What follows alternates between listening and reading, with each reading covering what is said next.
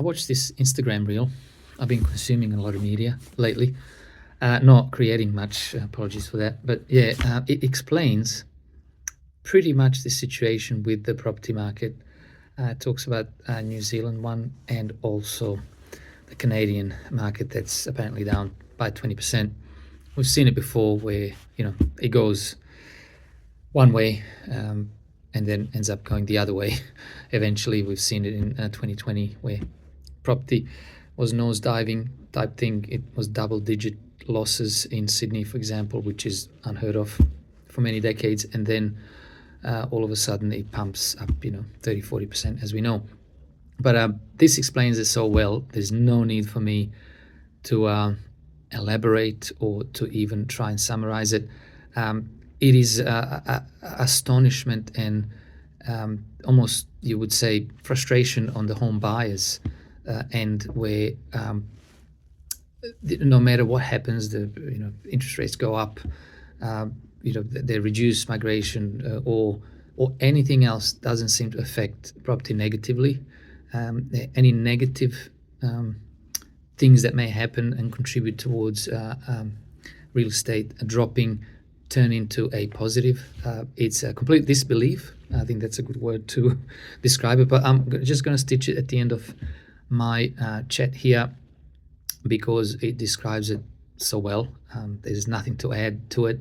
I will link the actual channel, what do they call it, profile channel on Instagram of this man. He seems to be a lot more qualified than me to make those calls, but he's also speculating, he's also guessing, predicting, and we know that many have been wrong when predicting, especially Australian real estate negatively. Well, let's talk about how cooked the Aussie housing market is. New Zealand and Canada are both down about 20%, but why? Both countries ran the same experiment that Australia's still running. Mass migration, credit-fueled mania, and zero productivity. But they're just 18 months ahead of us. Canada built a housing market on immigration, debt, and fake scarcity. When interest rates rose, it collapsed like a prices fell over 20% and foreign ownership got banned, but the damage was already done.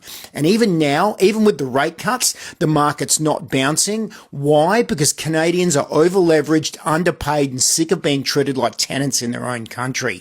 How does that compare? Well, New Zealand tried the same playbook, different accent. They banned foreign buyers back in 2018, but it didn't matter because prices soared during COVID, peaked in 21, and now they've tanked over 20% as well. Kiwis got burned and they don't want back in. Rents are unaffordable, builders are vanishing, and confidence is. Now, let's compare that to Australia. We've watched both countries' housing markets collapse and decided to do absolutely nothing. We've done worse than nothing. We doubled down. We imported over 1.5 million people in 2 years, told them there's a skill shortage, and then sat back while house prices continued to climb again. Not because anyone could afford them, but because we're running the great Australian Ponzi scheme. Immigration props up GDP, fuels housing demand, and keeps investors dreaming and politicians lying. Meanwhile, productivity is down in construction about 9%. Tradies are leaving, builders are going bankrupt, and somehow prices are still going up. This isn't a market, it's a mirage, and every policy we've created is designed to delay the inevitable crash. We keep kicking the can down the road, folks. Canada and New Zealand show us what's next. A market correction masked by migration, a building industry crushed by bureaucracy, and a public slowly realising the country they grew up in is being sold back to them piece by overpriced.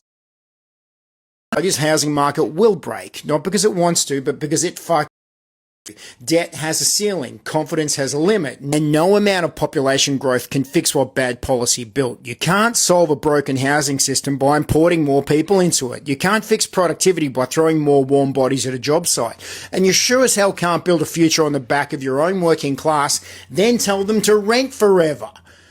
So brace yourself, Australia, because when the correction comes, and it will, it won't look like a pop, it'll look like a collapse. And the people who caused it, they'll be the ones holding the golden visas, offshore accounts, and a seat in Parliament. Australia isn't immune. We are just next in line. Canada and New Zealand were the canaries in the coal mine. Australia, you're next.